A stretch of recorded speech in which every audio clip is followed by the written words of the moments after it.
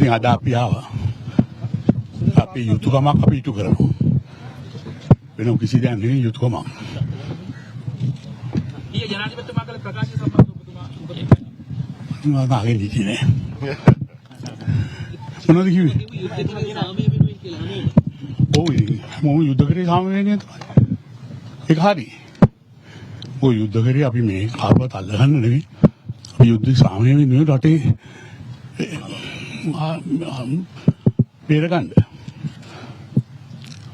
මේ යන විදියට ඔබතුමාලා හිතන පරිදි ඉදිරි වර්ෂවලදී මේ සැමරුම කොයි වගේ වෙයිද?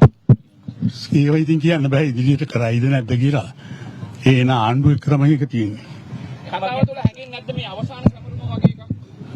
කතාව තුළ තියෙනවා ඉතින් ඒ වුණාට ඉතින් ඒ කතාව කිව්වොත් ඉතින් මිනිස්සු සමරයි. ජනතාව සමරයි. එතුමා කියනවා යුද්ධය කියන්නේ විනාශයක් කියදවාචක. ඔව් ඒක නෙමෙයි කියලා තමයි ඔහු කියන්නේ. ඔව් ඒක වාචකයක් යුද්ධය කියන්නේ. ඒකේ වුණාට ඉතින් අපේ හමුදා ජයග්‍රහණය කරා. යුද්ධකින් දෙක පැත්තක් ජනග්‍රහණය කරන්න එපානේ. රටේ ජාතික ආරක්ෂාව සම්බන්ධව ඔබතුමාගේ මතය කොහොමද? ඒක ඉතින් ප්‍රශ්නයක් නෑ නේ. ජනතාවට දෙන්න තියෙන පණිවිඩය මොකද්ද?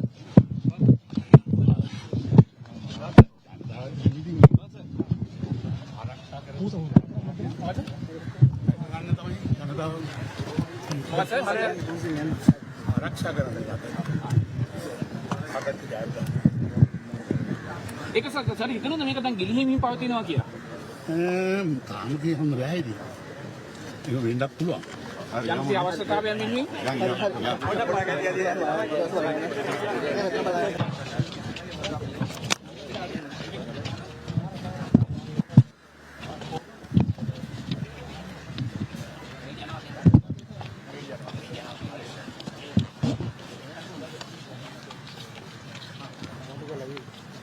Gracias.